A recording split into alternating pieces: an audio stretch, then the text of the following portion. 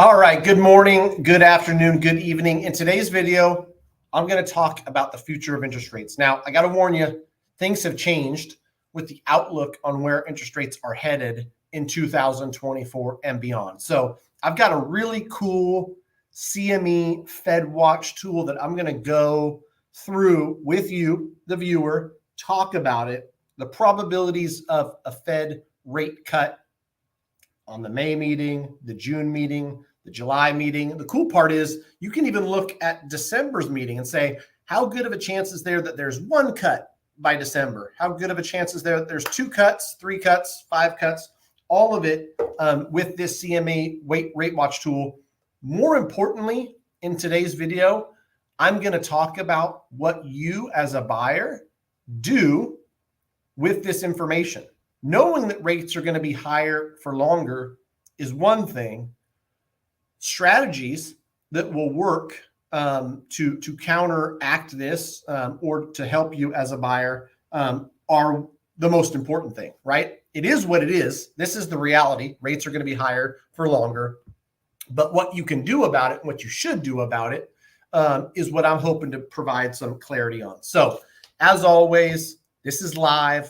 This is unscripted. Fire away with any and all questions you have. If you've got questions after the fact and you're watching this on a replay, feel free to leave the comments in YouTube. I get in there as often as possible, reply to you some of the best questions, some of the most thought-provoking questions that honestly turn into future videos come from the amazing comments from the amazing YouTube community. So thanks for being here. Thanks for watching. Please participate. Without further ado, let me show you this. Like, as a stats guy, as a math nerd, once you show me something, like, it's hard for me to not let myself get involved with messing with it for hours on end. And this CME Rate Watch tool was no exception. And I'll tell you exactly what you're looking at, and we'll go through it together. This is a Fed Watch tool, and this is the target rate probabilities for the next Fed meeting, which is May 1st. That's next week. Current, like, Fed funds rate, 5.25 to 5.50. And the chance that they don't do anything, meaning no cut, no hike, no nothing, is over here. And this is 5.25 to 5.50. That's unchanged. 95.9, 96% chance that they don't do anything.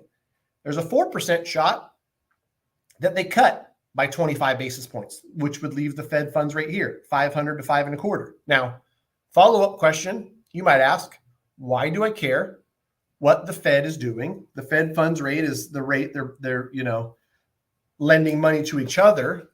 Does this affect me? Well, the answer is yes.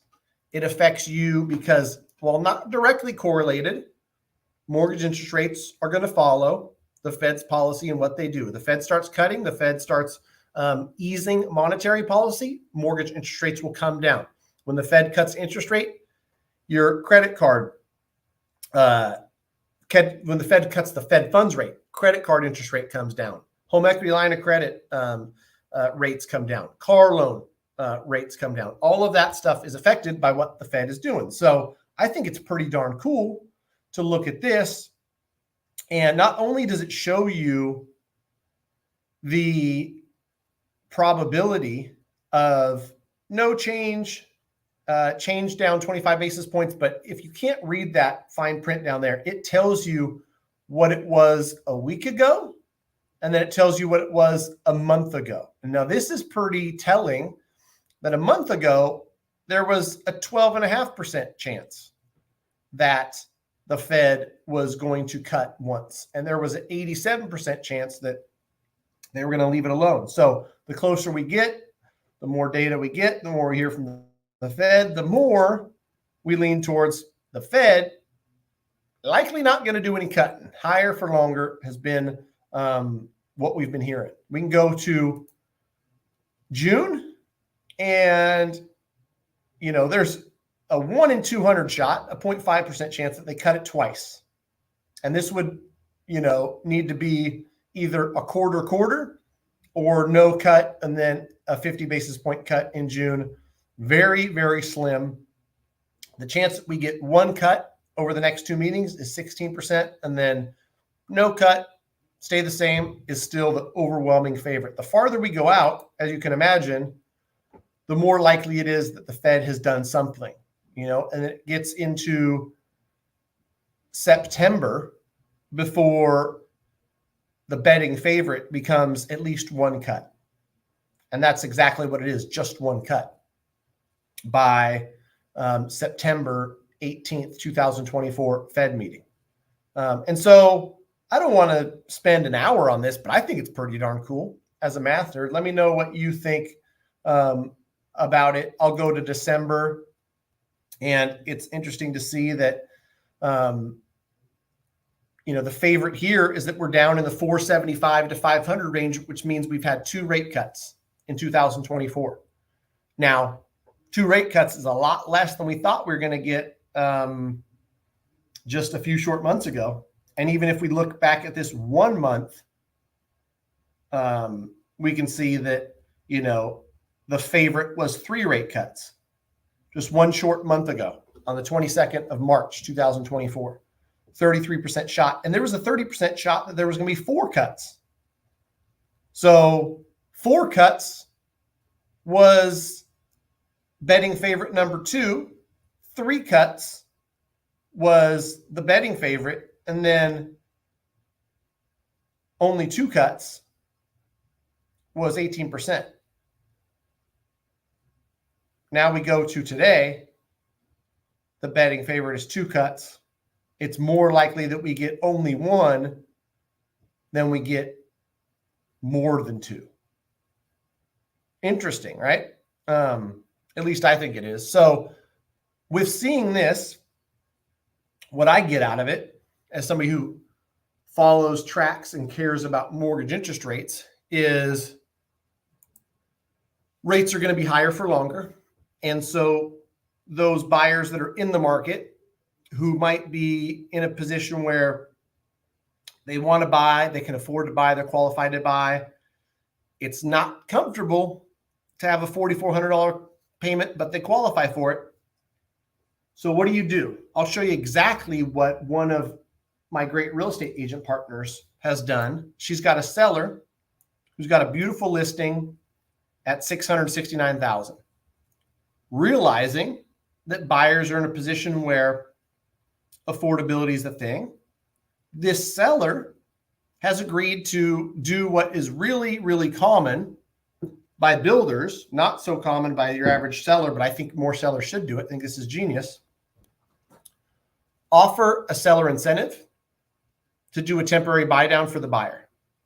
I'm going to show you in a minute exactly what that looks like. But when I ran the numbers and I did the math, what I found out was this $669,000 house with 20% down, by offering a $15,000 credit, what the seller's able to do is give the buyer in the first 12 months of this loan the same payment they would have if they bought the home at $565,000. Now I'm going to say it again slow because people don't understand the power of the temporary buy down. The house price has gone up. The mortgage interest rates have gone up. And somebody's like, I don't know what to do. Yeah, I can afford it, but it's just a little bit out of reach. A seller listed at $669,000 doesn't have to drop their price $100,000 to meet this person's $3,700 a month need. From a mortgage payment perspective, they can offer $15,000 and use that for a 2-1 buy down. Now, if that just went over your head and it sounded like everybody on TikTok singing that Chinese song, I'm going to show you what it looks like so that it becomes more clear. Good reminder to me too. I got to make a funny TikTok with that song because something about that song is just funny. You guys know the one I'm talking about, like apologize to her or sing in Chinese. And it's a picture of the dude singing in Chinese. If you haven't seen it, you should check it out. It's funny. I might be alone here. Okay. $669,000 purchase price, $15,000 seller credit. Only got to use 12.6 of it for this 2-1 buy down. What the buyer gets is 5.124 interest rate in year one, 2% lower than today's 7.124, and a $3,717 payment. Then year two, payments 13 through 24, 6.124, 40.55 a month. And then if they make it to year three without refinancing, they're up to 7.124, 44.08 a month. And I'll show you exactly what I was talking about with real figures. 7.124 rate, 5.65 with 20% down. Your payment's 37.23. So if you buy a place for 5.65 and put 20% down and don't do any of the buy down shenanigans, $3,700 a month. If you buy this beautiful place for $669 and apply this buy down, you close it in May of 2024. Your first payment's July 24 through June of 25. Your first 12 payments, $37.17 a month. There's no guarantee you can refinance, but chances are rates are going to come down a little bit. We just looked at the CME Fed Watch tool. It's not going to be fast and it's not going to be a lot of cuts, but 2 in this year. I could stretch it out till next year. I could show you that. How about that? Can I switch what screen I'm looking at? Man, if I was more tech savvy, I was going to do that just for S&Gs. You know what? The chances that by next September, we've got 4 or more rate hikes, pretty good. 5 rate hikes is about a 20% chance, about a 10% chance we got 6 by next September. So doing this temporary buy down strategy and having a lower payment for the first couple of years with the intention of probably going to be able to refinance, to me, is a pretty good one. Now, let me show you this house. Let me show you. I showed you the numbers at 669. Now, let me show you what you get. This beautiful place built in 2021, 5-bedroom, 3.5 bath, single story in a cul-de-sac. Beautiful, right? You need information on this, contact my friend Sharon Diarelli. It's only been on the market for a week. They're offering this $15,000 credit. They are ready to sell this bad boy to you. And they're going to offer incentive to get it sold. So contact me. I'll connect you with Sharon if you're interested. It's a great place. And with the 2-1 buy down, I think buyers that are a little bit payment sensitive are going to get in there and be able to ease into what is undoubtedly higher payments at higher interest rates. So if you guys don't have any questions, if you guys don't want to fire away any questions, I got some work to do. We got some files in contract, but I think that this stuff is relatively valuable for people who are in the market, right? Looking at the whole picture, prices, interest rates, affordability. As always, if you want to connect with me and my team, go to greatmortgagebroker.com. We're more than happy to help. We got people in 48 states. So connected with somebody who's in North Carolina today, Mr. Jesse. We're gonna help you out. I think Connor helped you with the last one. He's gonna help you with another one. Who else have we talked to? We got somebody in Idaho connected to Karin. I talked to somebody in Florida yesterday. I got plenty of California deals going, but we're here to help. GreatMortgageBroker.com. Felt the quick form. Before I go quickly, I will share this window because I don't know, maybe I'm just the nerd, but this stuff is cool to me. This is for next September 25.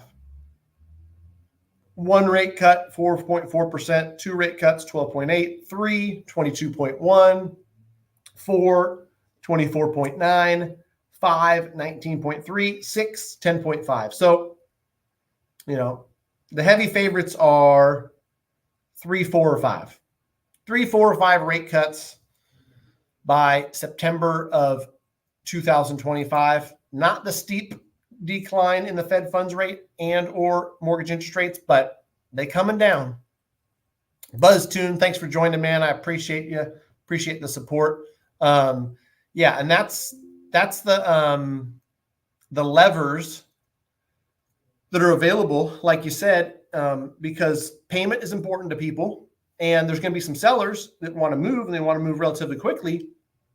As we start to add more and more inventory to the market, as people back out because interest rates are higher, there's going to be some sellers that quite honestly have to offer these incentives to move their property. And so I think we're going to see more of it. I think that the 2-1 buy down or the 1-0 buy down or the 1-1 buy down, some form of buy down is going to really be a tool that's used quite a bit for the rest of 2024. I'm calling my shot now. So I said it here. I've said it in the past. Q4 of 23, Q4 of 22. I did a lot of these. Somebody called me, they call me Mr. Buy Down or something. I love these things, and buyers love them too. As a buyer, the seller funds the discounted rate and payment, the subsidy of your mortgage payment. If rates go down and you refinance, you get the refund. You get the money. It doesn't disappear. And that of itself is a great tool. It's a budgeting tool for people that aren't like of the illusion that like the $3,700 payment is going to be there forever. It's going to help me budget, and I know that that's going to be my payment for these 12 months, my $4,000 payment, months 15 through 24. I like it. I mean, I got people that argue with me to the death that it's the worst thing ever, but I like it. I regret not doing the 2-1 buy down back in November 23. Yeah. I mean, and that's the thing, Bravo guy, is people thought rates were going to come down faster. And so, I can't say I blame you for being like, you know what, I'll just take this rate.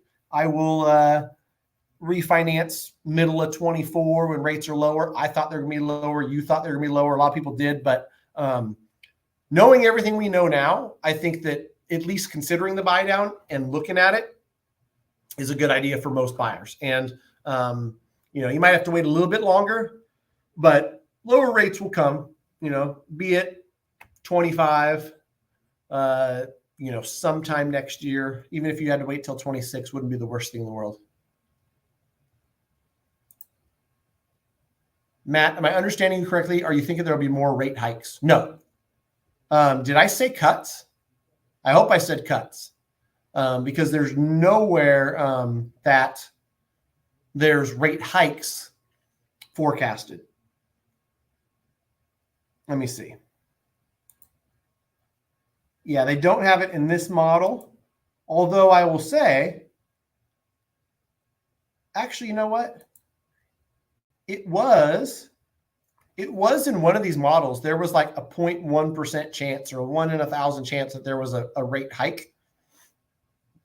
It's not even in the model anymore for any rate hikes.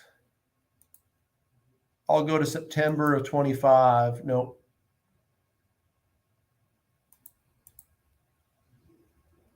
You can go to June or July of 25. And there's a 1% chance there's no change in the Fed funds rate between now and then. That would be pretty wild if the Fed stayed pat for that long. Crazy. Yeah, no problem. Happy to help. That Bravo guy, for sure. GreatMortgageBroker.com. We can help you as long as you're not in Massachusetts, I'll refer somebody. In New York, I'll refer somebody. The only 2 states we're not licensed in as a company, but I've got great broker friends, really great broker friends in New York, really great friends in Massachusetts. So regardless of where you're at, we can help you out. We added Nevada, we added Hawaii, we added a few that we didn't have before. So we're up to 48 states at U-Mortgage. So we are more than happy to help. Oh, thanks for joining. Next week, I've got Great realtor partner in Tennessee. Steve Mansour is going to join us. Connor Wilson from my team, who handles a lot of out-of-state stuff, including Tennessee, he's going to join us. It's going to be a great conversation about Tennessee. If anybody's interested in Tennessee, investing in Tennessee, we've closed a lot of deals. I'll talk to some of the borrowers, and even if somebody else on the team is pre-approven or working the file, I'll just ask them about their numbers, whether they're doing a short-term rental, a long-term rental, and Tennessee seems to be a place where there's a lot of investment opportunity still available. Can't say that for all parts of the country, but Tennessee, there it is. Yeah, Christina, 7%. You're probably going to be in that loan. Here's the thing. Here's advice to everybody across the interwebs. I'm going to use your example, Christina, and hopefully everybody learns a lesson from it. You've got a 7% interest rate. Interest rates currently are a little bit above 7% for somebody with great credit.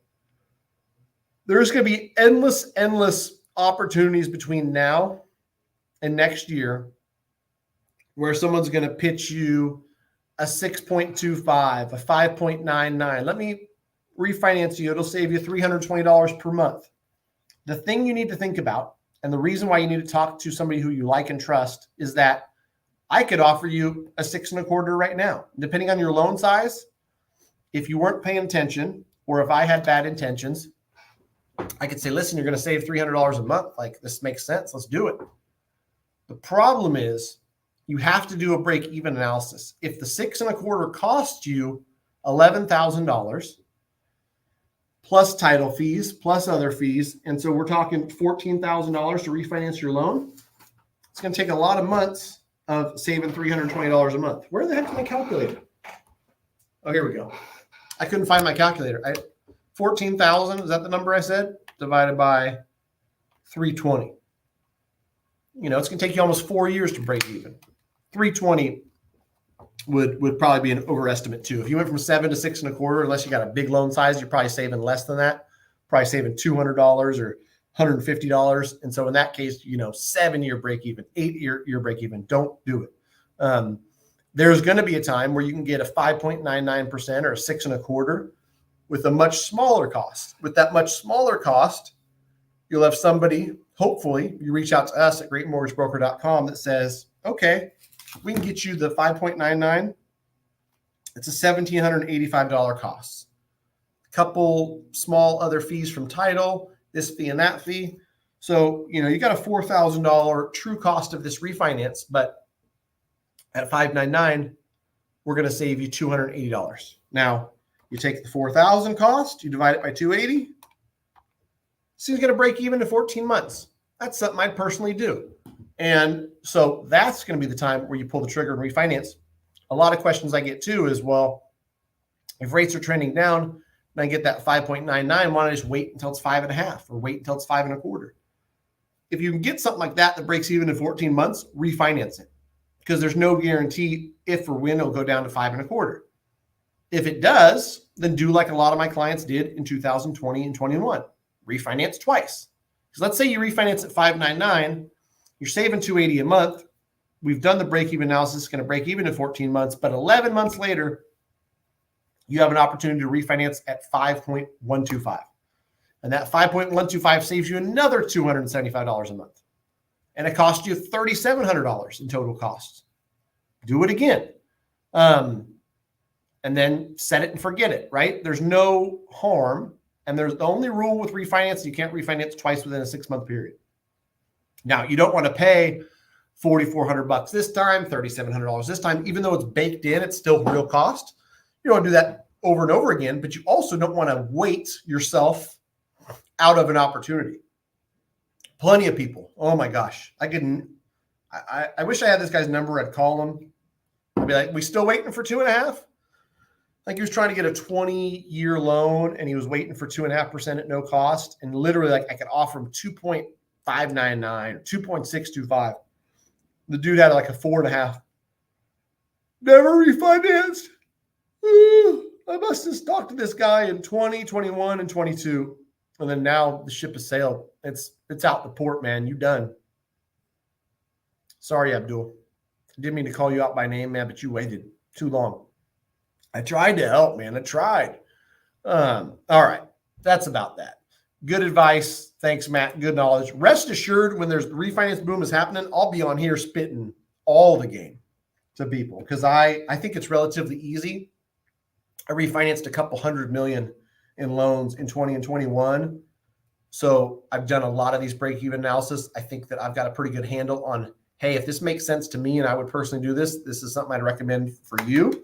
I'm not in a position where I got to sell anybody anything that doesn't make sense. And so we're going to have a lot of fun doing a lot of refinances. Thanks for watching, guys. Again, next week, Tennessee, Steve Mansour and Mr. Connor Wilson will be on. Talk to you guys soon. Bye-bye.